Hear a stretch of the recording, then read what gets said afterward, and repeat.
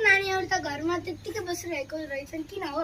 त्यही गरी अङ्कल नेपाल सरकारले आइतबार छुट्टी गरिदिएको छ। ए हो त नि, होइन सरकारले त अब आइतबार छुट्टी नगरे राम्रो हुन्थ्यो क्या रे।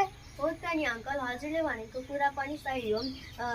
नेपाल सरकारले आइतबार छुट्टी नगरिदिएको भए हामी विद्यालय गएर केही कुराहरू सिक्न अवसर पाउँथ्यौँ। ठिकै छ, बिदाको दिन पनि घरमा पढ्न सकिन्छ र आफूले अध्ययन गरेको कुरा पनि पढ्न सकिन्छ र त्यत्तिकै समयहरू खेर फाल्नु राम्रो होइन।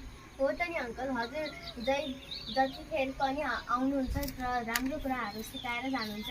होइन नानी, पढ्नुपर्छ र त्यत्तिकै समय खेर फाल्नु हुँदैन र बरु यो समयलाई घरमा आमा बुवालाई काममा सहयोग गर्दा राम्रो हुन्छ।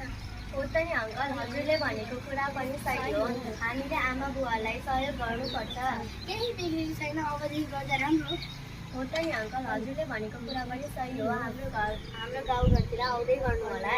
हुन्छ नानी, म तिमीहरू जस्ता केटाकेटीहरूलाई राम्रो शिक्षाहरू सिकाउँदै हिँड्छु। ल अङ्कल, अब हामी जान्छौँ, हजुर आउँदै गर्नु होला। ल नानीहरू, म गएँ, बाई।